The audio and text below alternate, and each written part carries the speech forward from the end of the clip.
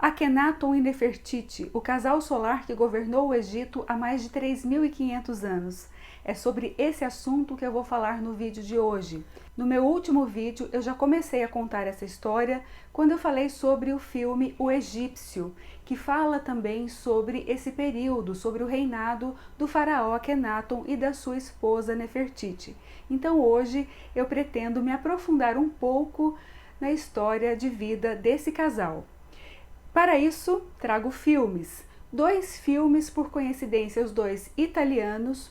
O primeiro filme, de 1961, é Nefertiti, a Rainha do Nilo, que é esse que está passando aqui na minha tela. Está disponível no YouTube com legenda em português. O segundo filme, de 1994, bem mais recente, se chama Nefertiti, a Filha do Sol. É um filme também italiano em parceria com a França e a Rússia. Também está disponível no YouTube em francês e você pode colocar a legenda em inglês. Mas antes de falar sobre os filmes, eu vou contextualizar e falar um pouco então sobre a história prévia do reinado desse casal. Aqui nós estamos na 18ª dinastia, lá pelo ano de 1350 a.C., lembrando que as pirâmides já haviam sido construídas também há mais de 1000 anos, na 4ª dinastia. E estamos durante o reinado do faraó Amenófis III, ou Amenhotep III, também tem essas duas nomenclaturas para o nome. Esse reinado dele foi muito duradouro, muito próspero. Ele reinou por quase 40 anos, se eu não me engano 37 anos, e o Egito passava assim pelo seu auge, tá? De prosperidade, de importância. Então ali o faraó do Egito era o homem mais importante, mais rico do mundo conhecido, né? Então ele realmente tinha muita influência. E para manter essa influência, eles tinham por hábito ter casamentos, né? Casamentos de alianças. Então, apesar do faraó já ter a sua esposa oficial, que era a rainha Ti, ele também para fazer essas alianças com povos vizinhos, né, com outros povos também, ele fazia então casamentos, tá? Esses povos enviavam as suas moças, tá, para então formar essas alianças através do casamento, e também para que ele tivesse a certeza ali, a maior possibilidade de gerar sucessores, né, gerar ali herdeiros, filhos, não apenas com a esposa oficial. Que, aliás, com a rainha Ti, ele tinha 2 filhos, sendo que o primeiro, filho mais velho, né, seria então o próximo na sua linha de sucessão. Só que esse primeiro filho veio a falecer em condições que é desconhecida, tá? A gente não sabe o que aconteceu, sabe-se pouquíssimo a respeito desse filho mais velho. E o segundo na linha de sucessão seria então o Amenófis IV, que veio então a ser o faraó Akhenaton futuramente. Só que esse jovem, né, o jovem Amenófis, ele não havia sido preparado para ser o faraó. Isso não estava no destino dele ali, né? Por mais que ele fosse o segundo na linha de sucessão, ele tinha ali outros interesses. Ele era ali um poeta, um místico, tá? Um sonhador. Ele tinha outras pretensões. Possivelmente ele vinha sendo criado ali, muito por influência da sua mãe, inclusive, para ser ali um sacerdote, tá? Ele já tinha esse fascínio pelo deus Aton, também por influência da sua mãe, possivelmente, tá?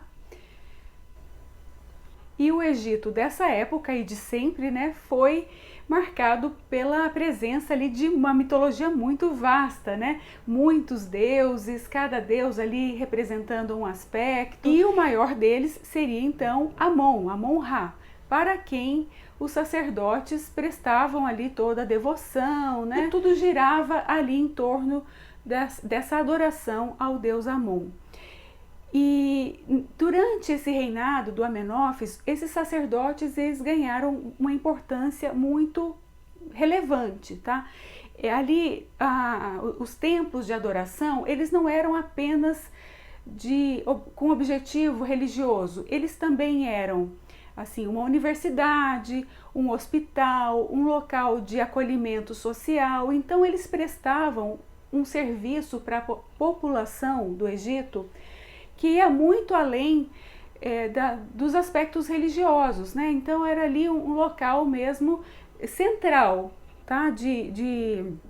de atendimento à população. E uma dessas moças que foram enviadas para formar essas alianças através de casamento com o faraó foi então a jovem que viria a ser chamada de Nefertiti, que significa a mais bela chegou. Ela tinha por volta de 12 anos quando foi então enviada ao Egito, que era a idade normal que as moças eram entregues então para casamento, tá? Tanto as moças como os rapazes também por volta dos 15 anos já era feito ali o casamento, sempre arranjado, né, entre eles. Ela foi então para a corte ali do faraó para ser a esposa do Amenófis III, tá? O pai, só que ele veio a falecer e quem se tornou o faraó foi então o Amenófis IV, que viria a ser o Akhenaton. Ele e a Nefertiti se apaixonaram, né, e vieram a se casar. Passaram então a reinar sobre o Egito. O Amenófis IV, ele já tinha essa questão, né, da adoração ali ao deus Aton, que era o deus representado pelo círculo solar, e tinha também ali um certo idealismo, tá? Ele queria instaurar uma sociedade mais igualitária, ele tinha uma coisa ali bem utópica, tá? E aquilo também encantou, aquele ideal encantou também a Nefertiti, tá? E ela passou a defender essa mesma teoria ali dele, né? De criar uma nova sociedade. A primeira coisa que ele fez foi mudar o próprio nome de Amenófis ou Amenhotep para Akhenaton, aquele que serve a Aton, e depois, através de decretos, então, aos poucos, ele foi instituindo o monoteísmo, tá? Ali, uma espécie de monoteísmo. Ele instituiu, através de decreto, a adoração unicamente ao deus Aton e a proibição ali dos templos, dos serviços dos templos ao deus Amon. Por si só, isso já foi um caos, né? Imagina nos dias de hoje se chegasse um papa ou alguém no Vaticano e falasse que seria proibido a adoração a Jesus Cristo ou a proibição do cristianismo e que viesse, sei lá, uma outra religião no lugar, né? Por imposição, por decreto. E que todas a questão de classes ali do Egito também, né? De castas, que isso tudo fosse também derrubado e que de repente, de um dia para o outro, eles eram todos iguais. E que somente ele, o faraó, é que tinha condição de conversar com o deus Aton, né? Só ele era o único que tinha essa possibilidade de estabelecer essa comunicação. Então, ao mesmo tempo que estabelecia ali uma certa igualdade entre todos, era ao mesmo tempo bastante absolutista, né? Porque ele era o único a ter esse contato ali com o Deus, né? Então isso não caiu legal, tá? E as pessoas também atribuíam todo aquele progresso do Egito, toda aquela abundância, né, aos serviços dos deuses, né? Como com esses deuses sendo ali favorecidos através da adoração, dos sacrifícios, né? E o receio que eles tinham é que com essas proibições, o Egito viesse a perder, né, esse favorecimento ali dos deuses, né? Então era uma coisa assim meio ditatorial, até porque ele obrigou, né, ele forçou a que todos os outros templos fossem fechados. Aí você imagina que esses templos que prestavam aquele serviço à população, né, como universidades, hospitais e local de acolhimento, simplesmente deixaram de existir e ele não colocou outra coisa similar no local. Não, ele era simplesmente voltado ao místico, a adoração ali. Então não havia uma substituição dessa questão mais prática, tá? Mais pragmática ali de gestão do país. Com isso, logicamente, as pessoas começaram a ficar revoltadas. E o Akhenaton, ele tinha sido criado numa casa muito rica, onde todos os seus desejos eram atendidos, né? Então ele, de certa forma, ele era um menino meio mimado, sabe? Ele não conhecia a realidade, não foi preparado para ser um gestor. E então tudo que ele fez a vida inteira, todo mundo achou lindo, maravilhoso. De repente ele é o faraó e as pessoas estão gostando muito do que ele está fazendo, tá? Então, assim, tá desagradando, né? E ele não era acostumado com ouvir nãos, né? Sempre acostumado ali a ter tudo que ele queria. Então, quando ele viu que a cidade ali de Tebas, onde eles moravam, começou a se voltar contra ele, ele falou, tá bom, então eu vou construir uma outra cidade, vou mudar a capital do Egito para outro lugar.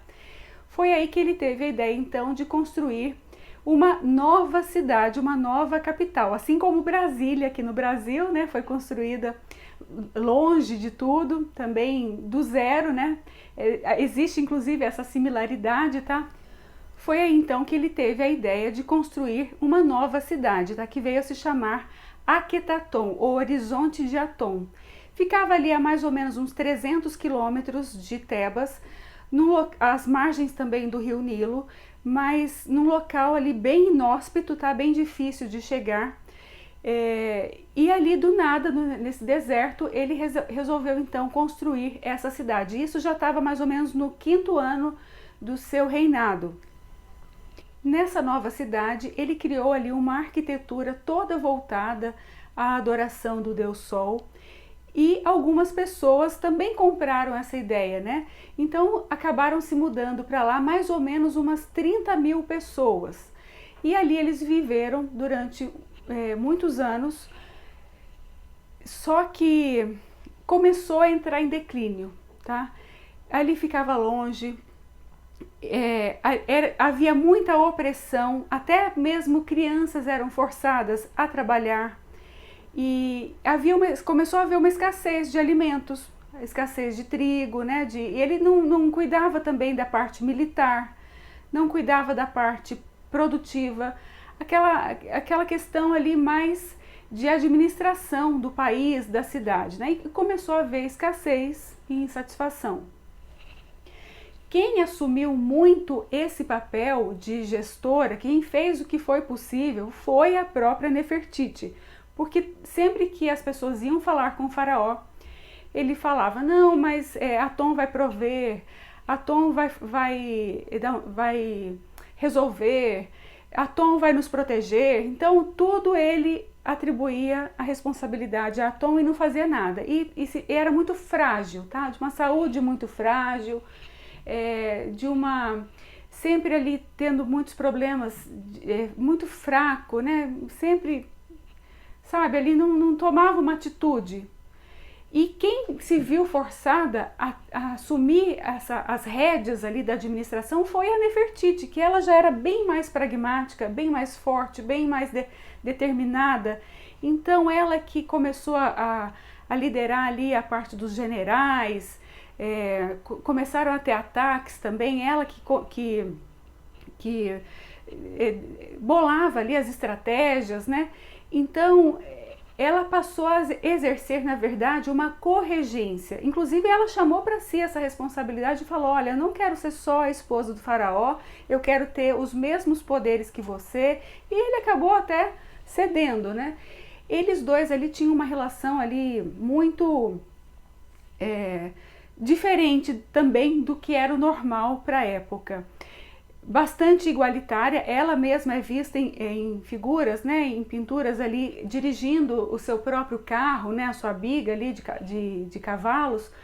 Então ela era muito independente, uma coisa muito diferente do que tinha sido até então. E ela, assim como todas as outras rainhas ali, precisavam gerar algum herdeiro, né, um filho homem. Só que ela só teve filhas mulheres, tá? Ela teve 6 filhas mulheres.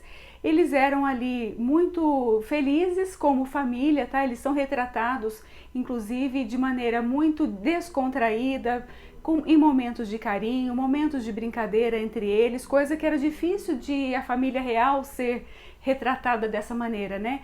Geralmente os faraós eram mostrados ali bem sérios, sem demonstrar emoção, bem sisudos, né? Aquela coisa mais militar mesmo, de força e poder. E ele não, ele acabou sendo representado, se deixando representar de maneira bem mais sensível, mais ali no cotidiano, tá? Como se fosse ali uma pessoa qualquer, né? Só que ele precisava também ter um filho homem.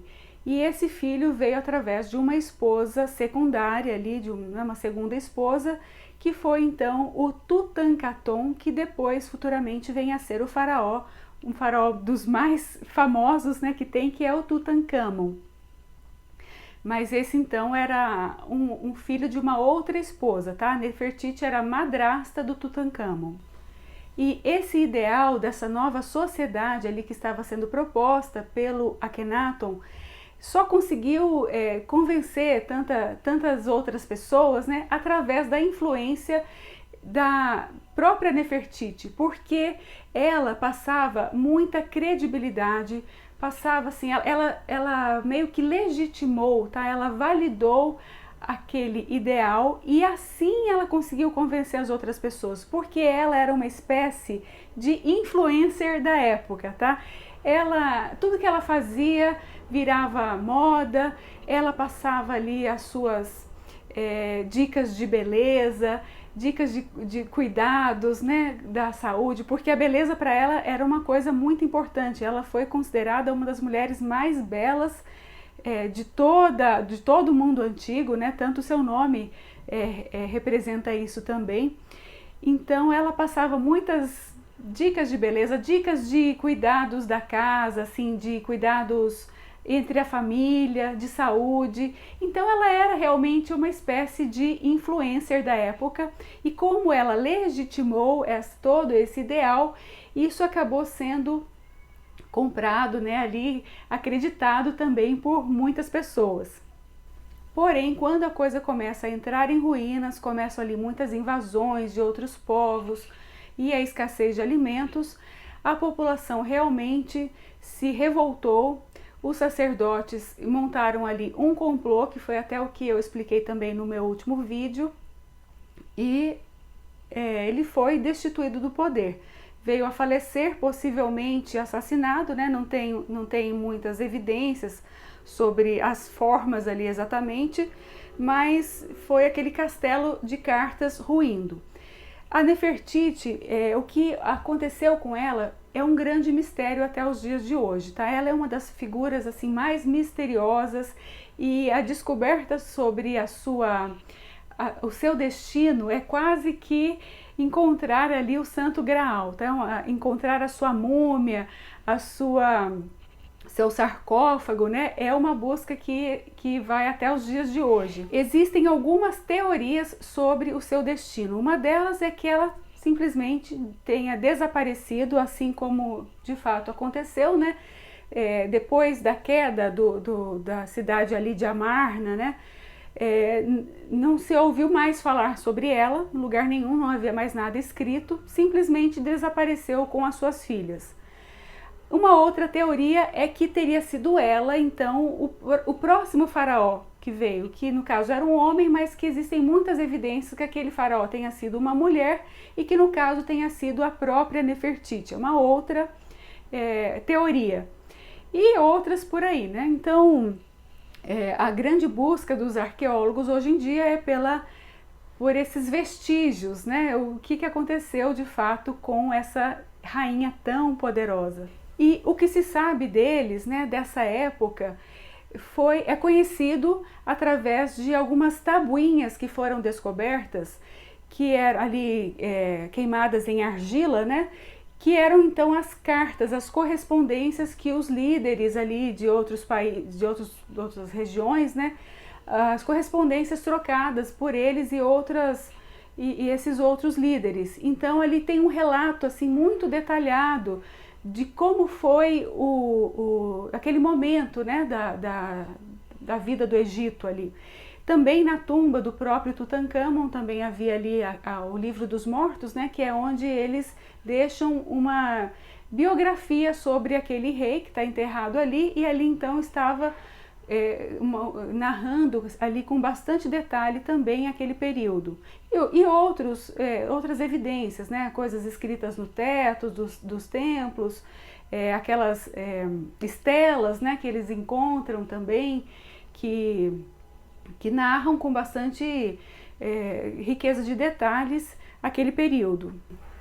No ano de 1912, alguns arqueólogos alemães estavam escavando ali na região de Amarna, onde foi então a cidade criada pelo Akhenaton, e eles encontraram ali o famoso busto de Nefertiti, né, que é aquela estátua espetacular, maravilhosa, que hoje está inclusive em um museu em Berlim.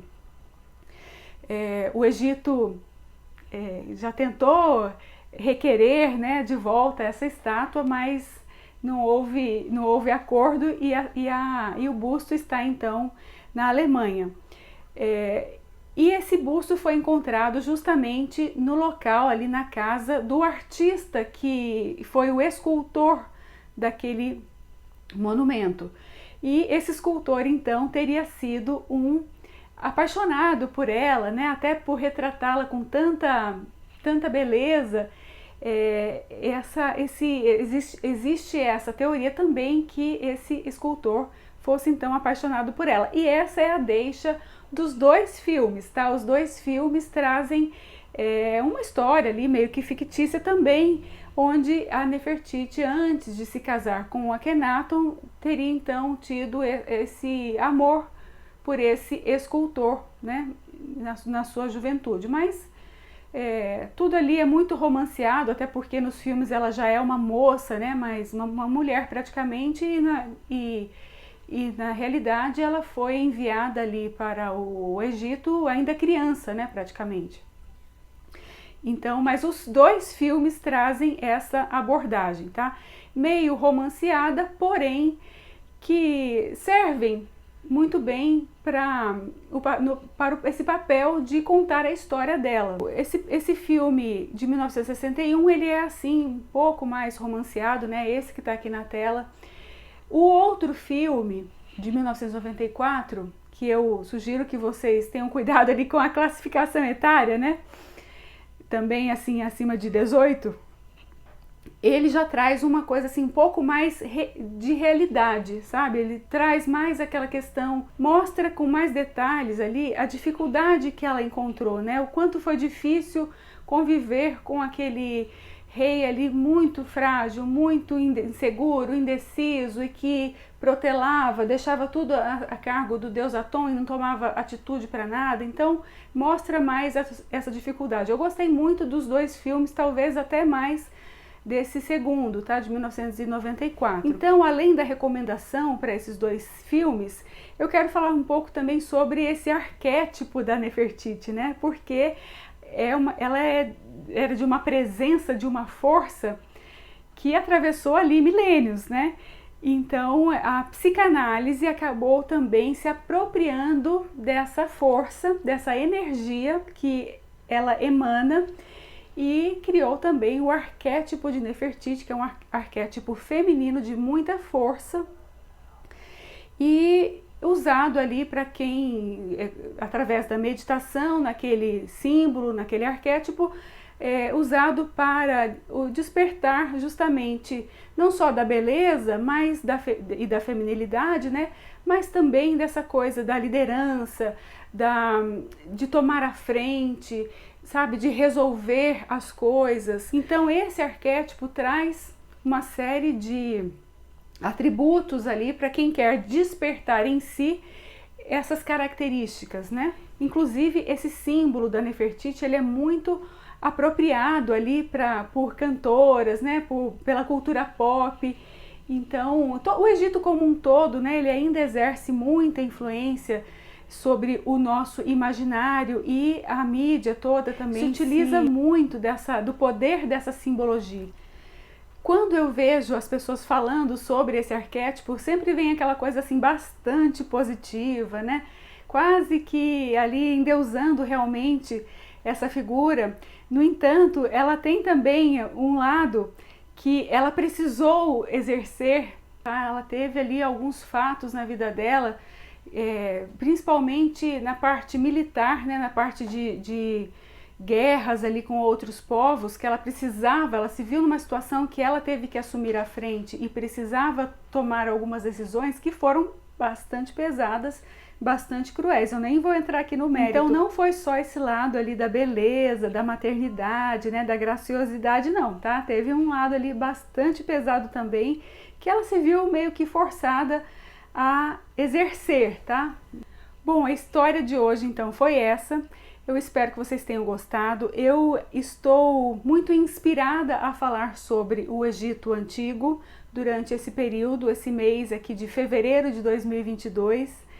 Então eu acredito que ainda venham mais uns 2 ou 3 vídeos, tá? A respeito de Egito, talvez até um pouco mais. Eu pensei em dedicar esse mês a Egito Antigo, talvez eu entre no mês seguinte também. Vamos ver, né, se eu vou conseguir falar sobre todos os assuntos que eu estou aqui planejando para trazer aqui para o canal, tá? Mas se vocês tiverem alguma sugestão também de algum outro tema sobre o Egito, algum outro filme, pode deixar aqui nos comentários, eu vou adorar saber. Tá bom, gente? Então, o vídeo de hoje foi esse, eu espero que vocês tenham gostado. Se gostaram, deixem o like e até o próximo vídeo.